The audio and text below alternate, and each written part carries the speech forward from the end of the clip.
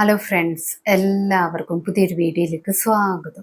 ഇന്നത്തെ കഥയിൽ വന്ദന അമ്മയോട് ദിയമോൾ വാശി പിടിക്കുന്നുണ്ട്. വന്ദനാമ്മ തന്നെ എന്നെ ഫിസിയോതെറാപ്പിക്ക് കൊണ്ടുവരണമെന്നൊക്കെ പറഞ്ഞിട്ട് ദിയമോൾ വാശി പിടിക്കുന്നത് കൊണ്ട് വന്ദനാമ്മ തന്നെ കൊണ്ടുവരാമെന്ന് വന്ദന പറയുന്നുണ്ട്.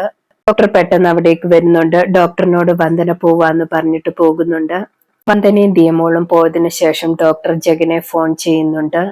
ഡോക്ടർ ജഗനോട് പറയുന്നുണ്ട് വന്ദനയും ദിയമോളും എന്നെ കാണാൻ വന്നിരുന്നു എന്നൊക്കെ. മോൾക്ക് ഫ്രാക്ചറിനൊന്നും പ്രശ്നമൊന്നുമില്ല, എല്ലാം ശരിയായിട്ടുണ്ട്, ഇനി ഫിസിയോതെറാപ്പി മാത്രം മതി എന്നൊക്കെ പറയുന്നു.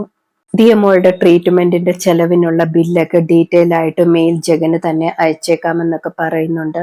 ജഗൻ ചോദിക്കുന്നുണ്ട് വന്ദനയ്ക്ക് സംശയമൊന്നുമില്ലല്ലോ എന്നൊക്കെ. ഡോക്ടർ അപ്പോൾ പറയുന്നുണ്ട് ഞാൻ പറഞ്ഞിരിക്കുന്നത് ഒരു ചാരിറ്റിയുടെ പേരിലാണെന്നാണ്, അതുകൊണ്ട് അവർക്ക് സംശയമില്ലെന്നൊക്കെ പറയുന്നു. ജഗൻ അപ്പോൾ പറയുന്നുണ്ട് ഡോക്ടർ ഒരിക്കലും ഞാനാണ് ഇതിന്റെ പിന്നിലെന്ന് പറയരുതെന്നൊക്കെ. ഞാനാണെന്നറിഞ്ഞാൽ ഒരിക്കലും സഹായം സ്വീകരിക്കത്തില്ല, അവര് ഭയങ്കര അഭിമാനികളാണെന്നൊക്കെ പറയുന്നു. ഡോക്ടർ ചോദിക്കുന്നുണ്ട് വന്ദനയുമായിട്ട് എന്താണ് ബന്ധമെന്ന്. ജഗൻ പറയുന്നുണ്ട് ഇപ്പൊ ബന്ധമൊന്നുമില്ല, പിന്നീട് ബന്ധമുണ്ടാവും, അതൊക്കെ പിന്നീട് പറയാമെന്നൊക്കെ പറയുന്നുണ്ട്. ശേഷം കാണിക്കുന്നത് വന്ദനയുടെ മുത്തശ്ശിയാണെങ്കിൽ ചന്ദ്രികയെ വിളിച്ചുകൊണ്ടിരിക്കുകയാണ്. ആ സമയത്ത് സുചിത്ര അടുത്തേക്ക് ചെന്നിട്ട് ചോദിക്കുന്നുണ്ട് മുത്തശ്ശിക്ക് ചായ വേണോ, ഞാൻ എടുത്തു തരാമെന്നൊക്കെ. മുത്തശ്ശി അപ്പോൾ പറയുന്നുണ്ട് എനിക്ക് നിന്റെ ചായയൊന്നും വേണ്ട, ഞാൻ തന്നെ ചായ ഉണ്ടാക്കിക്കോളാമെന്ന് പറയുന്നു. നീ ഉണ്ടാക്കിയിട്ട് വേണം ആ പ്രകാശൻ പ്രശ്നമുണ്ടാക്കാനെന്ന് പറഞ്ഞിട്ട് മുത്തശ്ശി തനിച്ചു പോയി ചായ ഉണ്ടാക്കിക്കൊണ്ട് വരികയാണ്. സുചിത്ര അപ്പോൾ ഒരുപാട് സങ്കടപ്പെടുകയാണ്. ഈ കുടുംബത്തിന് വേണ്ടി ഞാൻ നിന്നിട്ട് എന്നെ ഇങ്ങനെ വിഷമിപ്പിക്കുകയാണല്ലോ എല്ലാവരും കൂടെ എന്നൊക്കെ.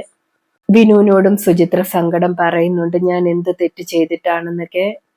ചായയുമായിട്ട് വരുന്ന മുത്തശ്ശിയോട് വിനു സുചിത്രയുടെ സങ്കടമൊക്കെ പറയുന്നുണ്ട്. മുത്തശ്ശി അപ്പോൾ പറയുന്നുണ്ട് എനിക്ക് ആരോടും ദേഷ്യവും വിരോധവും ഒന്നുമില്ല, ഞാൻ തമാശ പറഞ്ഞതാണെന്നൊക്കെ പറയുന്നു.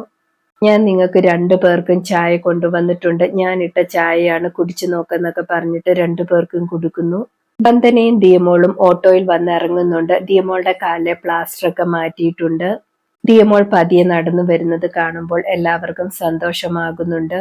മുത്തശ്ശി പറയുന്നുണ്ട് മോളുടെ ട്രീറ്റ്മെന്റിന് പൈസ ചെലവാക്കുന്നവര് നല്ല മനുഷ്യരാണെന്നൊക്കെ, അവരെ ദൈവം അനുഗ്രഹിക്കട്ടെ എന്നൊക്കെ പറയുന്നു.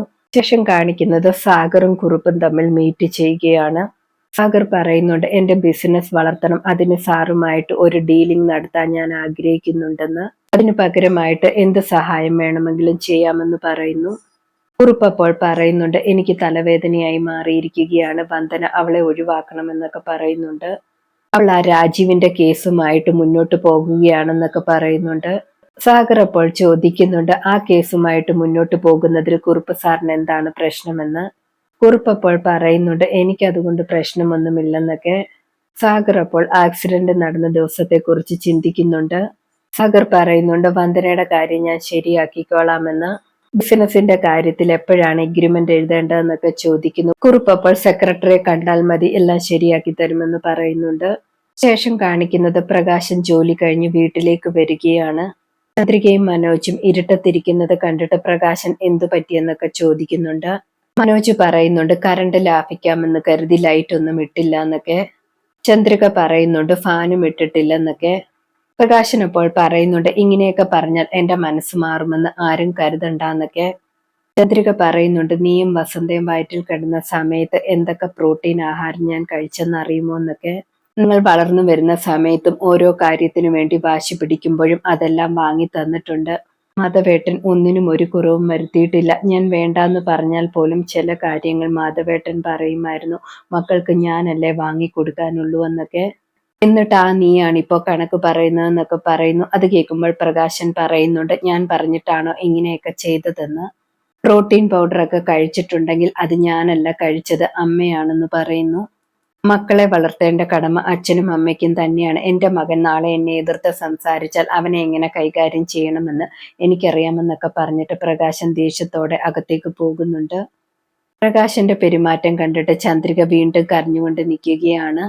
പ്രകാശൻ അകത്തേക്ക് വരുമ്പോൾ സുചിത്രയാണെങ്കിൽ പ്രകാശനോട് എല്ലാവരോടും സ്നേഹത്തോടെ പെരുമാറാനെന്നൊക്കെ പറയുന്നു. ദിയമോളോടും കുറച്ച് സ്നേഹത്തോടെ പോയി പെരുമാറെന്നൊക്കെ പറയുന്നുണ്ട്. ഈ വീട്ടിലെ പ്രശ്നമൊക്കെ തീരട്ടെന്നൊക്കെ പറയുന്നുണ്ട്. പ്രകാശൻ പക്ഷെ അതൊന്നും കേൾക്കാൻ തയ്യാറാകുന്നില്ല. പ്രകാശൻ പറയുന്നുണ്ട് ഇങ്ങനെ തന്നെ പോകട്ടെ, നീ എനിക്ക് മര്യാദയ്ക്ക് ഫുഡ് വിളമ്പി വെക്കാനെന്ന് പറയുന്നു. സുചിത്ര ഇപ്പോൾ പറയുന്നുണ്ട്, ആഹാരം വിളമ്പി വെക്കുമ്പോൾ മനസ്സിലാകും എല്ലാവരുമായിട്ട് ഒത്തുപോകാത്തതിന്റെ പ്രശ്നം എന്താണെന്നൊക്കെ. അങ്ങനെ പറഞ്ഞിട്ട് സുചിത്ര അവിടെ നിന്നും പോകുന്നുണ്ട്. ശേഷം കാണിക്കുന്നത് വിഷമിച്ചിരിക്കുന്ന വന്ദനയാണ്. അതേ സമയത്ത് ജഗൻ വന്ദനയെ കുറിച്ച് ആലോചിച്ച് പുഞ്ചിരിക്കുകയാണ്. ഇന്നത്തെ കഥ ഇതോടെ അവസാനിക്കുന്നു. പുതിയൊരു കഥയുമായി വീണ്ടും കാണാം. താങ്ക്